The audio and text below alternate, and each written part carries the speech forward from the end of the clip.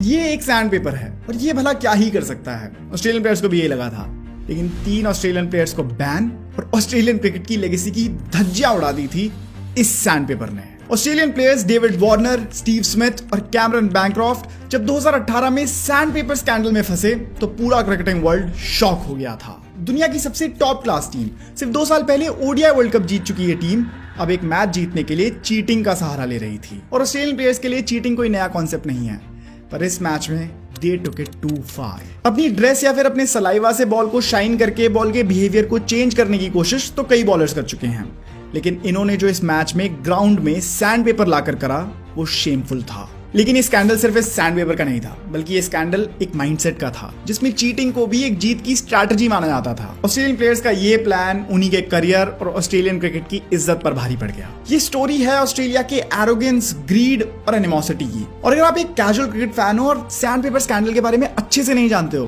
तो इस वीडियो को देख लो, काफी शॉकिंग चीजें पता चलने वाली हैं। 2018 के मार्च में ऑस्ट्रेलियन क्रिकेट टीम एक 4 टेस्ट मैच की सीरीज के लिए साउथ अफ्रीका के टूर पर जाती है और इस सीरीज की शुरुआत से ही कंट्रोवर्सीज की लड़ी लग गई थी। इस सीरीज में सैंड पेपर स्कैंडल ना भी हुआ होता तो भी ये सीरीज क्रिकेट की one of the most controversial series में गिनी जाती, क्योंकि उस इंसिडेंट से पहले ही दोनों टीम्स के बीच मामला इतना गर्म हो गया था कि ये दोनों टीम्स एक दूसरे की दुश्मन बन गई थी। ऑस्ट्रेलियन प्लेयर्स हमेशा से एक एरोगेंस में रहे हैं कि क्योंकि वो 5 बार वर्ल्ड कप उस वक्त तक जीत चुके थे तो उनसे बेहतर जीतने की कला को तो और कोई नहीं जानता, और फिर वो चाहे किसी भी तरीके से जीते, बाय हुक और बाय क्रूक, लेकिन उनके जीतने के तरीके कभी गलत नहीं हो सकते। लेकिन उनका यही win at all cost mindset उनके लिए इस सीरीज में भारी पड़ने वाला था। जब सीरीज की फर्स्ट टेस्ट मैच से शुरुआत होती है तभी से दोनों टीम्स के बीच की टेंशन काफी बढ़ने लगी थी। दूसरी इनिंग में जब नेथन लायन ने एबी डिविलियर्स को रन आउट करा तो डाइव लगा चुके डिविलियर्स उनके बिल्कुल नजदीक थे और इसी मोमेंट में नेथन लायन ने सेलिब्रेट करते हुए बॉल को डिविलियर्स के ही ऊपर गिरा दिया। ये तो गेम के मायनों से काफी गलत काम था। आप ऑपोजिशन टीम के प्लेयर को मॉक करो या फिर स्लेज करो वो तो समझ आता है, लेकिन सीधा सीधा बॉल उनके ऊपर गिरा देना ये तो मेरे हिसाब से क्रिकेट के गेम की जो इंटीग्रिटी है उसकी लाइन को क्रॉस करने जैसा था और काफी डिसरिस्पेक्टफुल था, स्पेशली डिविलियर्स के लिए जिनके लिए ये उनकी आखिरी टेस्ट सीरीज होने वाली थी। उनको इस तरह की डिसरिस्पेक्ट देना ये तो काफी क्लासलेस था। फिर इसी टेस्ट में हुए एक टी ब्रेक के दौरान जब दोनों टीम्स स्टेयर केस से होकर अपने अपने ड्रेसिंग रूम्स की तरफ जा रही थी तब डेविड वार्नर और South African captain Quinton de Kock के बीच एक काफी हीटेड कॉन्फ्रंटेशन हुई जिसमें वार्नर बिल्कुल अपना कंट्रोल खोते हुए दिख रहे थे। इस पूरे मैच में ही वार्नर की बॉडी लैंग्वेज काफी अटैकिंग और अग्रेसिव थी। और अब ये उनका डी कॉक के साथ ऑफ द फील्ड एक्सचेंज जिसमें उन्होंने बताया कि डी कॉक ने पहले उनकी वाइफ पे कुछ कॉमेंट करा था, इसीलिए वो इतने अग्रेसिव हुए। दोनों टीम्स के प्लेयर्स ने बीच बचाव करा और किसी तरह ये मैच खत्म हुआ। सेकेंड टेस्ट में एक और कॉन्ट्रोवर्सी आई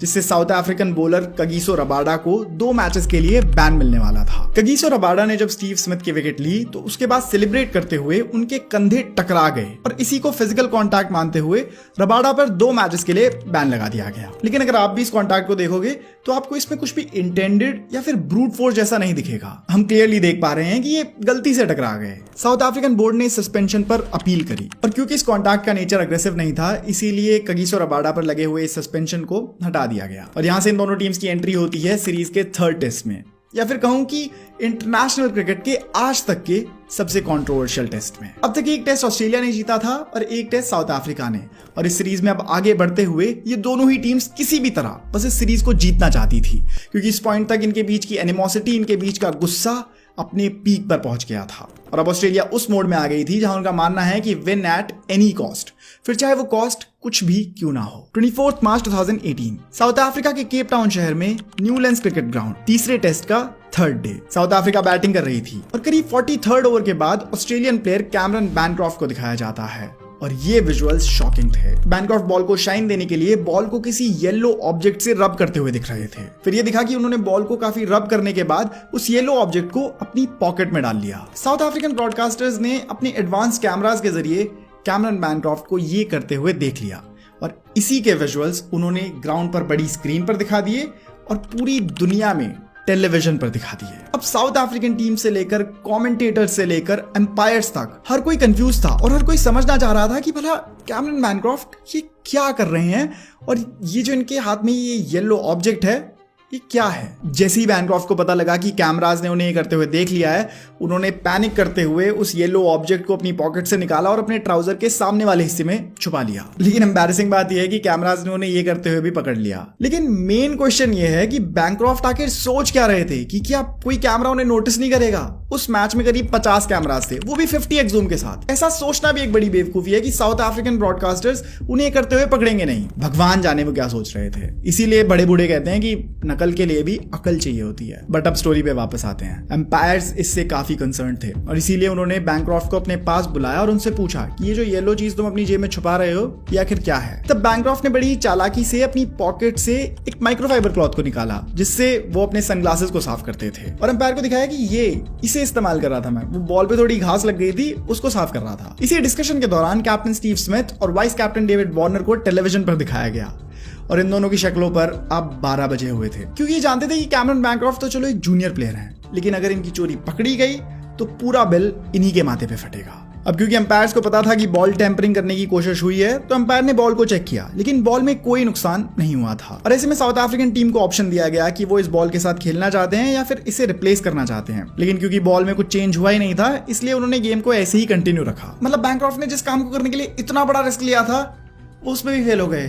हे भगवान, बैनक्रॉफ्ट तेरी किस्मत बेकार है भाई। फिर मैच का एंड आया और अब होनी थी प्रेस कॉन्फ्रेंस, जिसमें कैप्टन स्टीव स्मिथ और कैमरन बैनक्रॉफ्ट प्रेस के सामने आए। बैनक्रॉफ्ट ने प्रेस को बताया कि आज मैच में मेरे पास एक ऐसा मौका आया था जिसमें मैं एडिसिव टेप से बॉल का बिहेवियर चेंज कर सकूं, और अनफॉर्चुनेटली ऐसा मैंने करा और मैं इसको काफी रिग्रेट करता हूँ। और यहाँ पे एक और बड़ी प्रॉब्लम ये थी कि ये लोग अभी भी झूठ बोल रहे थे और इन्होंने जो सबको बताया कि ये एडिसिव टेप का इस्तेमाल कर रहे थे बॉल की शेप को चेंज करने के लिए, लेकिन असल में सच्चाई कुछ और थी। आपको तो पता ही है किस चीज़ का इस्तेमाल कर रहे थे, आपने वीडियो का टाइटल देख लिया है, लेकिन लोगों के सामने वो सच्चाई आनी अभी बाकी थी। और साथ ही स्टीव स्मिथ ने प्रेस कॉन्फ्रेंस में ये भी कहा कि ये जो भी कुछ हुआ है इसमें हमारी टीम के कोच या फिर ट्रेनिंग स्टाफ या फिर मैनेजमेंट स्टाफ या फिर बोर्ड किसी को कोई नॉलेज नहीं थी और ये सिर्फ हम प्लेयर्स नहीं मिलकर करा था। साफ साफ दिख रहा था कि स्टीव स्मिथ अब डैमेज कंट्रोल कर रहे हैं।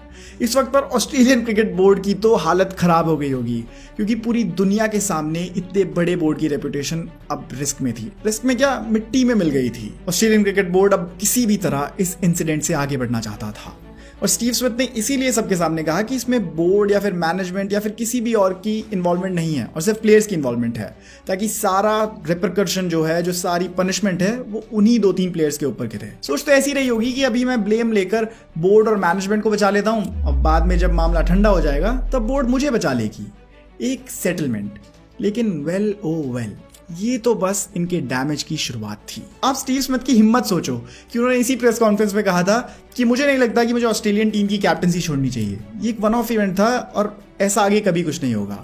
मतलब आप पब्लिक को बस आश्वासन दे दो कि आगे ऐसा कभी कुछ नहीं होगा और अभी मैं कैप्टन बना रहता हूँ। भाई, इतना बड़ा स्कैंडल और तुम्हें अभी भी अपनी कैप्टनसी की पड़ी है। बैनक्रॉफ्ट और स्टीव स्मिथ की इस एक्सेप्टेंस ने सभी क्रिकेट फैंस को शॉक कर दिया था और अब पूरा क्रिकेटिंग वर्ल्ड इसी मुद्दे पर बात कर रहा था। इसी के बाद दुनिया के बिल्कुल दूसरे हिस्से में English player Stuart Broad press से बात करते हुए ये कहते हैं कि ऑस्ट्रेलियन क्रिकेट के लिए ये कोई नई बात नहीं है कि वो बॉल के साथ छेड़छाड़ी कर रहे हों, क्योंकि इसी साल जब हम एशेज खेल रहे थे तब उनकी बॉल एक ऐसी पिच पर टर्न कर रही थी जिस पिच में टर्न होने की कोई चांस ही नहीं थी। इस तरह की बातें पूरी दुनिया में होने लगी, जहां हर कोई ऑस्ट्रेलियंस को विलन ही बता रहा था। यहीं से ऑस्ट्रेलियन क्रिकेट बोर्ड ने इस मैटर को अच्छे से इन्वेस्टिगेट करना शुरू करा और यहीं से काफी शॉकिंग चीजें सामने आने लगी। पता चला कि टीम के वाइस कैप्टन डेविड वार्नर, जो अब तक प्रेस से बचे हुए घूम रहे थे, ये सब असल में उन्हीं की प्लानिंग से हुआ था। यहीं पे कैमरन बैनक्रॉफ्ट ने एक्सेप्ट करा कि वो येलो ऑब्जेक्ट जिसको वो अभी तक एक टेप बता रहे थे, वो असल में एक सैंड पेपर था। And this was shocking. Cricket ground के बाहर की कोई चीज ग्राउंड में लाकर बॉल की शेप चेंज करने की कोशिश करना, दिस वॉज नॉट एक्सेप्टेबल। मान लो कोई सलाइवा से करे, कोई कपड़े से घिस के करे, वो समझ आता है कि भाई ग्राउंड है, उन्हीं चीजों को इस्तेमाल करके कर लिया, लेकिन ग्राउंड के बाहर से स्पेशली कोई चीज लाना, इसके बाद तो फिर कुछ भी पॉसिबल है ना यार। आप कुछ भी ला सकते हो, आप कोई ऐसा स्पेशल मटेरियल ला सकते हो जिससे बॉल की शेप और ज्यादा तेज चेंज हो जाए। मतलब it opens the door to a lot of problems and this was not acceptable. अच्छा, अब वैसे सवाल आता है कि सैंड पेपर असल में आया कहां से। मैं आपको बताता हूँ। सैंडपेपर किसी बैट्समैन के लिए कोई अनजान चीज नहीं है। एक बैट्समैन अक्सर अपने किट बैग में एक सैंडपेपर रखता है जिसका इस्तेमाल वो अपने बैट के सरफेस को प्लेन करने के लिए करता है, लेकिन अक्सर ये सैंडपेपर उनके किट बैग तक ही रहता है। लेकिन यहाँ पर कुछ अलग हुआ। जब मैच के बीच टी ब्रेक हुआ तब ऑस्ट्रेलिया के कुछ प्लेयर्स ने मिलकर एक प्लान बनाया। वो जीत के इतने भूखे हो गए थे कि उन्होंने सैंडपेपर से बॉल टेम्परिंग करने के रास्ते को चुना। पता चला कि इसमें डेविड वार्नर, स्टीव स्मिथ और बैनक्रॉफ्ट डायरेक्टली इन्वॉल्व थे और टीम के दूसरे प्लेयर्स को भी इसकी इनडायरेक्टली नॉलेज थी। 2018 में जब ये बातें पहली बार पब्लिक में आई थी तब मुझे याद है मेरे दिमाग में तो यही आया था कि यार ये अगर कैजुअली इतना सब कुछ कर रहे हैं तो ये पहली बार तो ऐसा नहीं कर रहे होंगे। इन्होंने पता नहीं कितने मैचेस को चीटिंग से जीता होगा, कितने वर्ल्ड कप्स को चीटिंग से जीता होगा। जैसे वो 2003-2007 वाले वर्ल्ड कप्स, उसमें तो टेक्नोलॉजी इतनी एडवांस नहीं थी, इतने जूम करने वाले कैमरास नहीं थे। ये उस टाइम पर ग्राउंड में क्या क्या ले आते होंगे यार। अगर ये 2018 में ये सब कर सकते हैं तो ऑस्ट्रेलियन टीम ने इसके पहले क्या क्या करा होगा। इसी तरह के सवाल अब पूरी दुनिया के क्रिकेट फैंस के दिमाग में चल रहे थे और जिस तरह का एक्शन इन प्लेयर्स के अगेंस्ट लिया जा रहा था वो सैटिस्फाइंग तो बिल्कुल नहीं था।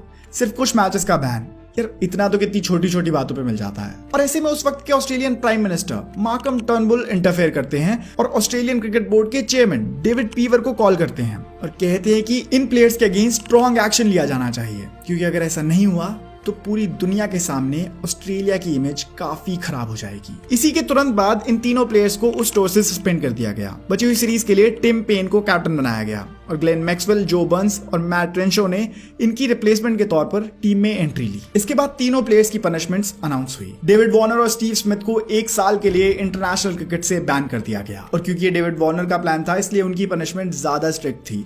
उनके लिए डिसाइड हुआ कि जब वो टीम में वापस भी आ जाएंगे अपने बैन के हटने के बाद, तब भी पूरी जिंदगी भर वो कभी भी ऑस्ट्रेलियन टीम की लीडरशिप के लिए कंसिडर नहीं किए जाएंगे। मतलब कैप्टन या वाइस कैप्टन वो पूरी जिंदगी में अब ऑस्ट्रेलियन टीम के लिए कभी नहीं बन पाएंगे। वहीं कैमरन बैनक्रॉफ्ट, जो वैसे तो खुद ही सैंडपेपर यूज कर रहे थे, लेकिन क्योंकि एक जूनियर प्लेयर थे और ये ऐसा अपने वाइस कैप्टन डेविड वार्नर के कहने पर कर रहे थे, इसलिए इन पर थोड़ी नरमी बरती गई। बैनक्रॉफ्ट को सिर्फ 9 महीने का बैन थमाया गया और बैनक्रॉफ्ट और स्मिथ के लिए ये कहा गया कि जब ये टीम में वापस आ जाएंगे तब 1 साल तक तो ये कैप्टन या वाइस कैप्टन नहीं बन सकते, लेकिन उसके बाद अगर फैंस की इच्छा हुई और टीम मोराल की इच्छा हुई तो शायद इनको लीडरशिप के लिए कंसिडर कर सकते हैं, लेकिन 1 साल से पहले नहीं। इसी के साथ आईपीएल ने भी इनको 1 साल के लिए बैन कर दिया था और राजस्थान रॉयल्स और सनराइजर्स हैदराबाद, जिसकी कैप्टनसी उस वक्त पर स्टीव स्मिथ और डेविड वार्नर कर रहे थे, इन दोनों ही टीम्स ने इन दोनों को कैप्टनसी से हटा दिया। अच्छा, वैसे अब आपको पनिशमेंट के बारे में पता चल गया है तो आप मुझे बताओ कि जो इन्हें पनिशमेंट मिली वो इनके एक्शन के हिसाब से ठीक थी या फिर कम थी या फिर ज्यादा थी।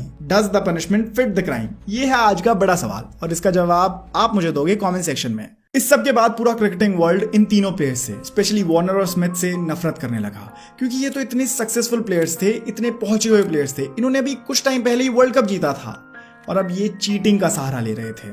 This was shameful. उनकी रेपुटेशन बिल्कुल मिट्टी में मिल गई थी और एक वक्त पर जो लोग उनके फैन हुआ करते थे अब वो ये चाहने लगे थे कि ये बैन के बाद भी कभी क्रिकेट में वापस लौट कर ना आए। इसके बाद तीनों प्लेयर्स ने अलग अलग आकर प्रेस कॉन्फ्रेंसेस करी जहां वो अपने एक्शंस के लिए लोगों से माफी मांग रहे थे। स्टीव स्मिथ इसी प्रेस कॉन्फ्रेंस में रोते हुए दिखे, रिग्रेट उनके चेहरे पर दिख रहा था और इस पूरे स्कैंडल से अब उनकी मेंटल हेल्थ भी काफी डिस्ट्रॉय हो रही थी। डेविड वार्नर ने रिग्रेटफुली अपनी गलती को माना और ये तक कहा कि शायद अब मैं वापस कभी इंटरनेशनल क्रिकेट में नहीं दिख पाऊंगा। तीनों ने अपनी गलती मानी और अपनी पनिशमेंट को एक्सेप्ट करके इस पूरे स्कैंडल से आगे बढ़ने का फैसला करा। उनके एक्शंस ने अनडाउटेडली ऑस्ट्रेलियन क्रिकेट की लेगेसी पर हमेशा के लिए दाग लगा दिए थे, लेकिन this was the time to move on.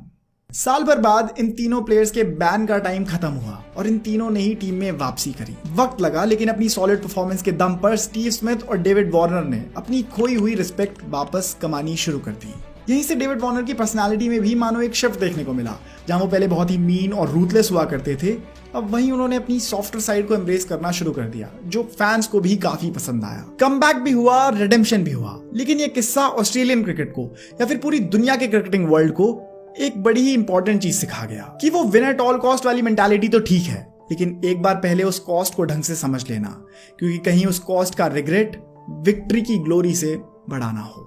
खैर, अब हमारी इंडियन क्रिकेट की ऑस्ट्रेलियन टीम के साथ एक टेस्ट सीरीज चल रही है, बॉर्डर गावस्कर ट्रॉफी, और इसको देखने में बड़ा मजा आ रहा है और इसीलिए मैंने फैसला करा कि मैं आपको इस वीडियो के जरिए ऑस्ट्रेलियन टीम के अंदर का मामला समझा दूं। मुझे तो ऑस्ट्रेलियन टीम के मैचेस देखने में बहुत मजा आता है, क्योंकि इन मैचेस में कुछ मिले या ना मिले, लेकिन ड्रामा पूरा देखने को मिलता है। बाकी आपको वीडियो कैसी लगी मुझे कॉमेंट्स में जरूर बताइएगा।